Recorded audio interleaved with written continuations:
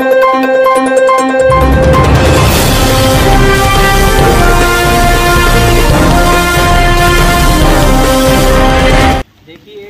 हैरानी की बात है, लगभग 3 साल हो गए हैं नगर परिषद बोर्ड को गठित हुए और 3 साल से हम एक ही चीज़ सुनते आ रहे हैं कि नगर परिषद के अधिकारी प्रशासन बारिश से बचने के लिए सैकड़ों करोड़ों रुपए शहर में बर्बाद कर रहे हैं। सैकड़ों करोड़ों रुपए हर साल ये दिन हमें देखना पड़ता है बारिश के मौसम में। और ये तो आप जानकर कह रहना चाहोगे, महज 15 मिनट की बारिश है। 15 मिनट की बारिश में यहाँ तक पानी आया हुआ है, 2-2, 2.5 फुट का पानी आया हुआ है। अगर भगवान ना करे जो हालात बाकी प्रदेश के कोने में चल रहे हैं, चाहे वो सिरसा फतेहाबाद है या हमारे पंजाब का इलाका है या जो दिल्ली का भी इलाका है, अगर वैसी बारिश यहाँ होगी तो रहने लायक शहर बचेगा नहीं है। तो अभी जब बात हुई थी तो हमारे कुछ पत्रकार साथी पहले ही बोल रहे थे कि जब ये टेंडर हुआ नालों की सफाई का और ड्रेन की सफाई का तो वो ऑलरेडी लेट था। तो उसी समय कुछ पत्रकारों ने आशंका जताई थी कि इस बार अगर बारिश असीमित मात्रा में होती है तो कहीं ना कहीं शहर डूबने की कगार पर है, क्योंकि टेंडर लेट होना, फिर नालों की सफाई में भी आरोप प्रत्यारोप की राजनीति चलती रही लगातार। कुछ पार्षदों ने भी बीजेपी के जो उन्होंने असंतोष जताया कि नालों की जो सफाई है, जो ड्रेन की सफाई है वो ढंग से नहीं हुई। तो उसका ये परिणाम आपको लगता है?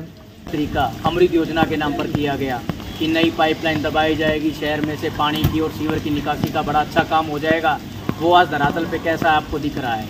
यही काम ये सरकार कर रही है, ये बोर्ड कर रहा है।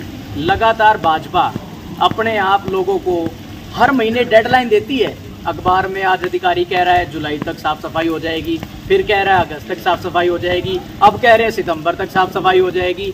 बारिश भी चली जाएगी, कागजों में साफ सफाई होती रहेगी।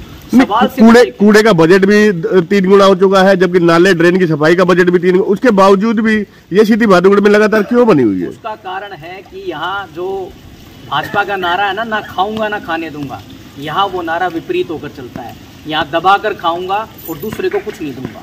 अधिकारी भी अपने लेवल पे खाने का काम कर रहे हैं, यहाँ चुने हुए लोग भी अपने लेवल पे खाने का काम कर रहे हैं। आप जानकर हैरान हो जाओगे, विपक्ष तो यहाँ कांग्रेस को होना चाहिए था, लेकिन कांग्रेस कहाँ है? कांग्रेस के पार्षद गायब है, कांग्रेस के पूर्व विधायक गायब है, कांग्रेस के पूर्व मुख्यमंत्री गायब है। बहादुरगढ़ के अगर मैं खासकर जिक्र करूं तो मंगेशपुरी डैम का उसका मान लो, नाले का मान लो, या आप मान लो ठीक की तरफ जाओगे आप वहां से पानी का मान लो, या आप सेक्टर 6 का मान लो। हालात क्या हो रखे हैं शहर के? ये विकसित बहादुरगढ़ है क्या? दिल्ली से लगता हुआ शहर और उसके हालात इतने बदतर हैं। आपने अभी जिक्र करा इस इलाके का, पूरे शहर का पानी इस इलाके में आता है। तो अधिकारियों की सबसे पहली प्रायोरिटी तो ये होनी चाहिए कि इस इलाके को ठीक किया जाए, लेकिन नहीं। क्यों? क्योंकि करोड़ों रुपए खाने हैं। हर महीने 2-3 महीने बाद अखबार में एक स्टेटमेंट आ जाती है, नालों की सफाई के लिए टेंडर लगा दिया। तो लोगों की जो उम्मीद थी ट्रिपल इंजन की सरकार और अमृतकाल और दिव्य नगरी बहादुरगढ़ को कहा गया है, तो उसकी क्या हवा निकलने को है? ये हवा नहीं निकली है जी, ये तो बिल्कुल टायर फुस हो गया है और 3 साल लोगों ने देख लिया है।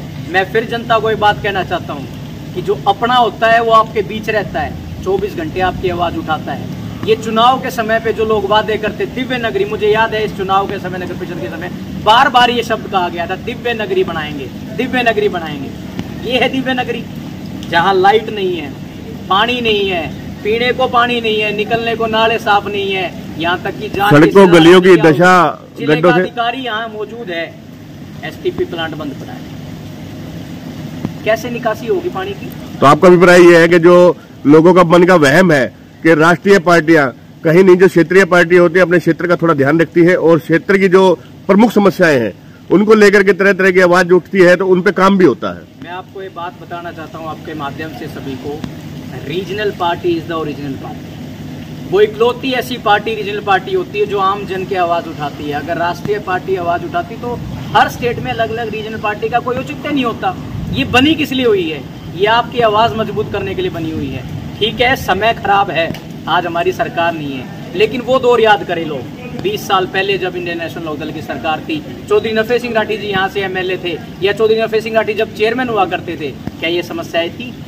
अगर थी तो उसका निवारण भी हुआ, नहीं हुआ तो लोगों ने बदलाव भी किया।